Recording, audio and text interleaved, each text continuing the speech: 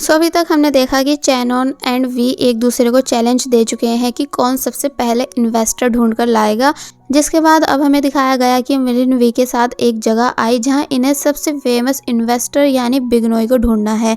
Because आज तक उन्हें किसी ने नहीं देखा, यानी वो किसी से मिलते नहीं, बस नेचर के ज़्यादा क्लोज रहते हैं, इसलिए इन दोनों को उन्हें ढूंढना पड़ रहा है। कि तभी कुछ लोग ये बोलते हुए एक तरफ जाने लगे कि चलो चलो मैच स्टार्ट होने वाला है।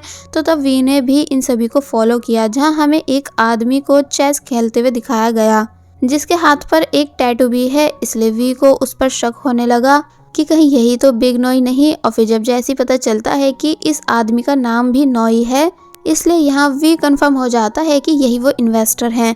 इसलिए सभी लोगों के जाने के बाद वो उनके साथ मैच खेलने बैठ गया। बट वो वी को देखते ही साफ मना करने लगे कि मुझे तुमसे कोई बात नहीं करनी, क्योंकि मुझे पता है कि तुम यहाँ क्यों आए हो। तो ये सुन वी हैरान रह गया और फिर उन अंकल को मनाने की बहुत कोशिश करने लगा कि प्लीज़ बस 1 मिनट मेरी बात सुन लो। पर जब वो मानते नहीं तो तब वी उन्हें फॉलो करता है, यानी वो सब करता है जो वो कर रहे थे ताकि बिग नोई को कैसे भी करके इम्प्रेस कर सके। और वहीं तानिया जो कि एक कार में थी कि तभी उसे चैनोन की कॉल आई मिलने के लिए, जिससे उसने बोला कि ठीक है मैं तुमसे कुछ देर बाद मिलती हूँ। और फिर कार स्टॉप कर अपने सर्वेंट को बताने लगी कि डैड से कहो कि मैंने इस कार को चेक कर लिया है, जो कि मुझे पहले वाले से ज़्यादा बेटर लगी है, इसलिए वो इस पर इन्वेस्ट कर सकते हैं। और फिर अब वो चैनोन से आकर मिली एक रेस्टोरेंट में, जहां चैनोन यही रिक्वेस्ट करता है कि तुम प्लीज़ मेरी इन्वेस्टर बन जाओ।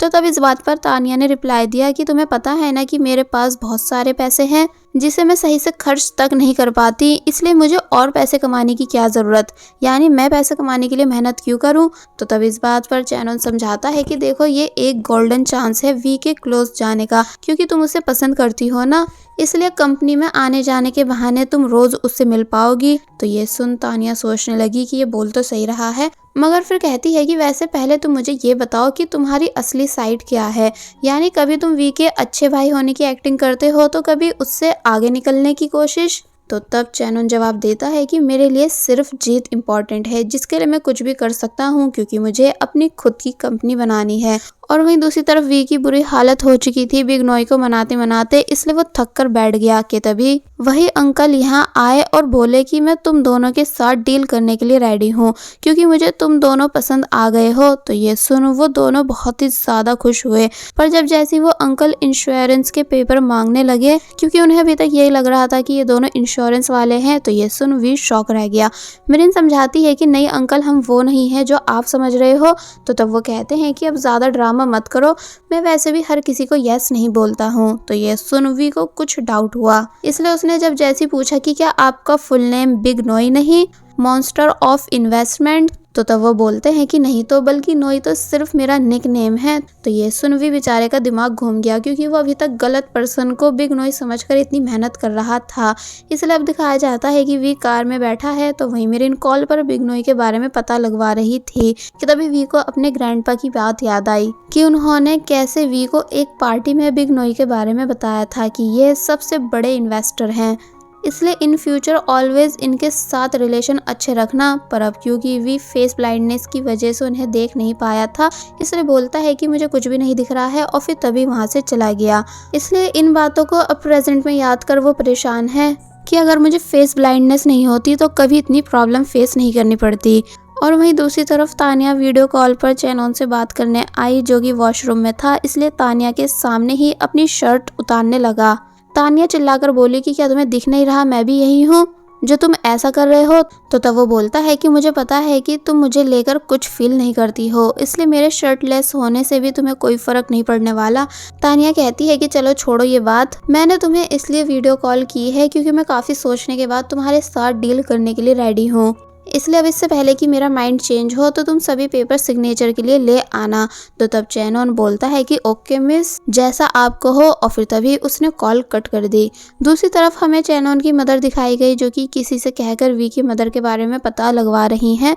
तो वहीं सामने मिरिन जब जैसी अपनी ओल्ड कस्टमर को हमेशा की तरह ब्राउनीज देने आई, तो तब पता चला कि वो तो कहीं जा रही थी कि तभी कार भी उन्हें लेने आ गई, जहाँ एक आदमी उन्हें बहुत ही ज़्यादा रिस्पेक्ट दे रहा था एंड बातों से ऐसा लग रहा था कि जैसे वो अपनी पहचान छुपाकर इस एरिया में रहती हो। कि तभी मिरिन से बोली कि सभी ब्राउनीज कार में रखवा दो क्योंकि ये सब हेल्थ केयर सेंटर जाने वाली हैं। तो तब मिरिन ने ऐसा ही किया, लेकिन जब जैसी कार स्टार्ट होने ही वाली थी कि तभी उसने असिस्टेंट की बातें सुनी, जो कि किसी से बोल रहा है कि हम बिग नोई को लेकर एयरपोर्ट पहुंचने वाले हैं। तो ये सुन मिरिन के होश उड़ गए कि क्या बिग नोई यानी बिग नोई आंटी नोई है।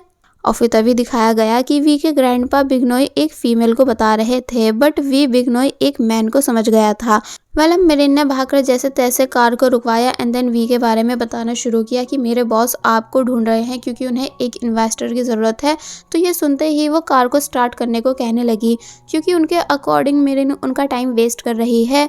तो फिर अब इसलिए मिरिन को एप्लीकेशन के बारे में यहाँ चिल्ला कर आंट नोई को बताना पड़ा कि ये एक हेल्थ केयर ऐप है जो कि उन लोगों के लिए बनाया जा रहा है जो कि अकेले रहते हैं। यानी इसकी हेल्प से आप ब्लड प्रेशर चेक कर सकते हैं, मील की कैलोरीज चेक कर सकते हैं, ब्लड शुगर भी एंड हार्ट रेट्स भी।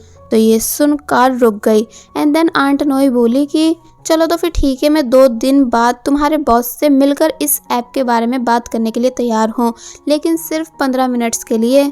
तो ये सुन मिरिन ने बोला ओके। और फिर उनके जाने के बाद वो बहुत ही ज़्यादा खुश होने लगी क्योंकि आखिरकार उसने बिग नोई को ढूंढ जो लिया। और फिर जब जैसी ये बात उसने वी को आकर बताई तो उसके भी होश उड़ गए कि क्या तुमने बिग नोई को ढूंढ लिया। मिरिन कहती है कि हाँ एंड ठीक 2 दिन बाद हमारी उनके साथ मीटिंग है। तो तब वी बोलता है कि तो फिर अब तुम्हें यहीं रुकना होगा क्योंकि मीटिंग से पहले हम एक ऐसी फाइल रेडी करेंगे जिसे रीड कर वो मना ही नहीं कर पाए। और फिर मिरिन से हॉट चॉकलेट बनाकर लाने को बोलने लगा। मिरिन हॉट चॉकलेट बनाने आ गई एंड जब खुद से ही कह रही थी कि फाइनली मैंने वी के लिए बिग नोई को ढूंढ ही लिया, अब वो मुझे नहीं डांटेगा और ना ही मुझे जॉब से निकालेगा। तो तब इन सब बातों को छुपकर चैनोन भी सुन लेता है, इसलिए शौक होकर बोलने लगा कि क्या सच में बिग नोई नाम का पर्सन एग्जिट भी करता है। वेल अब नेक्स्ट सीन में हम देखते हैं कि वी काफ़ी सीरियस वे में मिरिन को सब समझा रहा था। तो तब वो मन ही मन बोली कि ये काम करते हुए कितने कूल दिखते हैं। तो ये सुन वी मिरिन के क्लोज हो गया एंड पूछने लगा कि तुम मेरी बातें सुन भी रही हो कि नहीं। तो तब वो बोली कि हाँ पर आप प्लीज़ पीछे हो जाओ। वी पूछता है लेकिन क्यों, यानी क्या मैं तुम्हें अच्छा नहीं लगता। तो तब वो बोलती है कि नहीं ऐसा नहीं है, बल्कि मैं तो आपके ऐसे क्लोज आने की वजह से ब्लश करने लगी हूँ। तो तब वी को मिरिन का फेस तो दिख नहीं रहा था, इसलिए वो उसे टच कर पता लगाने लगा कि ये सच बोल भी रही है कि नहीं। जहाँ जब जैसे उसने फील किया कि इसकी चिक्स वाकई में वार्म हो रही हैं तो इसका मतलब ये सच बोल रही है। लेकिन अब क्योंकि मिरिन बहुत ही ज़्यादा अनकंफर्टेबल हो चुकी थी वी के ये सब करने की वजह से, इसलिए तभी उठकर यहाँ से चली गई।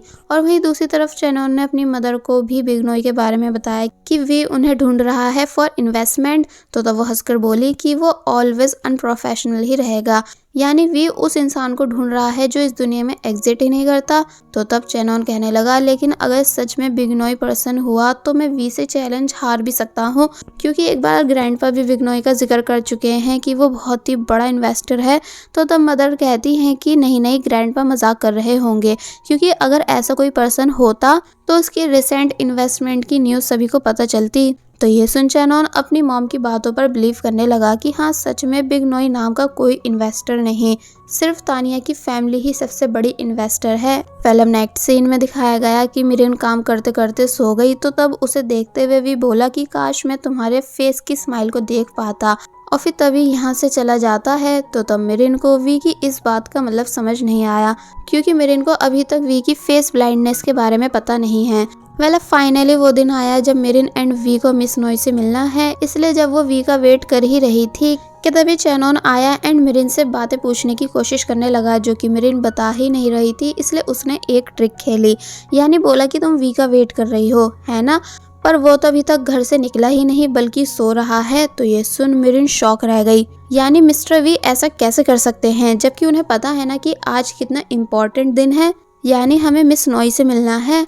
और फिर तभी चुप हो जाती है क्योंकि उसने आखिरकार सब बता ही दिया, इसलिए चैनोन खुश होने लगा। चैनोन हंसते हुए फाइल्स भी चेक करने की कोशिश करने लग जाता है, जिन्हें देने से मिरिन मना कर ही रही थी कि तभी वी आ गया, जिसको पहले तो गुस्सा आया इन दोनों को साथ में देखकर, इसलिए मिरिन से आकर बोला कि चुपचाप कार में जाकर बैठो। और फिर अपने कजन चैनोन से पूछने लगा कि क्या मैंने कभी तुम्हारे काम में टांग अड़ाई है? यानी मैं तो कभी तुम्हारी सेक्रेटरी से कुछ नहीं पूछता कि तुम क्या कर रहे हो या कहाँ जा रहे हो या फिर किससे मिल रहे हो। तो तब चैनन जवाब देता है कि मुझे तो बस ये जानना था कि जिस पर्सन यानी बिग नॉय को तुम ढूंढ रहे हो वो रियल में है भी कि नहीं। तो तब वी चैनन को उसके काम से मतलब रखने को बोलता है और फिर तभी गुस्से में यहाँ से चला गया और फिर कार में भी गुस्से में ही आकर बैठा, क्योंकि वो नहीं चाहता था कि चैनन को उसके प्लान के बारे में पता चले। बट लाख छुपाने पर भी पोल खुल ही गई। मेरिन एक्सप्लेन करने की कोशिश करती है कि वो ऐसा करना नहीं चाहती थी। तो तब वी गुस्से से बोला कि तुम्हें मेरे कजन से जो बात करनी है करो, जितनी दोस्ती बढ़ानी है बढ़ाओ, पर बस मेरी बातें उससे बताने की कोई जरूरत नहीं। और फिर पूरे रास्ते गुस्से में बैठा हुआ गया। अब नेक्स्ट सीन में फाइनली ये दोनों उस जगह पहुंचे जहां इन्हें बिग नॉय से मिलना है, जहां पर मेरिन ब्राउनीज भी लेकर आई थी। इसलिए ये देख वो बोलने लगी कि ओ अच्छा, तो तुम मुझे पटाने के लिए ब्राउनीज लेकर आई हो। तो तब मेरिन ने जवाब दिया कि नहीं नहीं ऐसा नहीं है, वो तो बस हमें खाली हाथ आते हुए अच्छा नहीं लग रहा था। तो तब आंट नॉय बोली कि चलो छोड़ो एंड मीटिंग शुरू करो, वैसे तुम 1 मिनट वेस्ट कर चुके हो। तो ये सुन वी जल्दी से अपनी एप्लीकेशन के बारे में बताने लगा कि ये डिसेबल लोगों के लिए है। तो ये सुन मिस नोई बोली कि तुमने एप्लीकेशन तो बना ली, लेकिन क्या तुम श्योर हो कि इससे डिसेबल लोगों को फायदा होगा। तो ये सुन वी चुप रह गया कि अब आगे क्या कहूँ। तो तब इसलिए आंट नोई यहाँ से जाने लगी, ये कहकर कि मैं इसमें इन्वेस्ट करने के लिए इंटरेस्टेड नहीं हूँ। और फिर जब जैसी मिरिन से ब्राउनीज लेकर जाने ही वाली होती हैं कि तभी मिरिन ने उन्हें रोका, ये बोलकर कि आप बिना पूरी बात सुने किसी को भी ऐसे मुंह पर मना करके नहीं जा सकती हो। कम से कम आपको हमें प्रॉमिस के अकॉर्डिंग 50 मिनट्स तो देने ही चाहिए। तो तब वो रुक गई, लेकिन वी को बिग नॉय का फेस देख समझ नहीं आ रहा था कि अब वो क्या बोले, यानी वो समझ ही नहीं पा रहा था किस टाइम बिग नॉय किस मोड में है। कि तभी बिग नॉय ने चिल्लाकर कहा कि मैं सुन रही हूँ, इसलिए जल्दी बोलो। तो तब वो दोबारा से अपनी एप्लीकेशन के बारे में बताने लगा। बट बिग नॉय पूछती है कि तुम इतने श्योर कैसे हो कि जो डिसेबल लोग होंगे उनके पास स्मार्टफोन होगा तुम्हारी इस एप्लीकेशन का यूज करने के लिए। वे कहता है कि मैं एक डिसेबल पर्सन को जानता हूँ, इसलिए सिचुएशन समझ के ही इस ऐप को बना रहा हूँ। तो ये सुन वो बोले कि अच्छा, तो फिर बताओ कि क्या क्या पता है तुम्हें। और फिर कहती है कि तुम एक यंग बॉय हो, इसलिए तुम कभी नहीं समझ पाओगे कि एल्डर्स की नीड क्या होती है, या सिक की या फिर एक डिसेबल पर्सन की, क्योंकि अभी तुम उस एज में नहीं हो जो ये सब एक्सपीरियंस कर पाओ। इसलिए मैं बिल्कुल भी रेडी नहीं तुम्हारे साथ इन्वेस्ट करने के लिए। और फिर जब जैसे यहाँ से जाने ही वाली थी तो तब वी ने जोर से चिल्लाकर बताया कि मैं भी एक डिसेबल पर्सन हूँ, इसलिए सब समझ सकता हूँ, यानी मुझे कई सालों से फेस ब्लाइंडनेस है जब से मुझे मेरी मदर ने छोड़ा है। तो तब ये सुन आंट नॉय रुक गई एंड मिरिन हैरानी से वी को देखने लगी, क्योंकि उसे बिल्कुल इस चीज का आइडिया नहीं था। और बस फिर इसी सीन के साथ पार्ट 7 यहीं पर एंड हो जाता है। There was a time when you had me falling to the ground.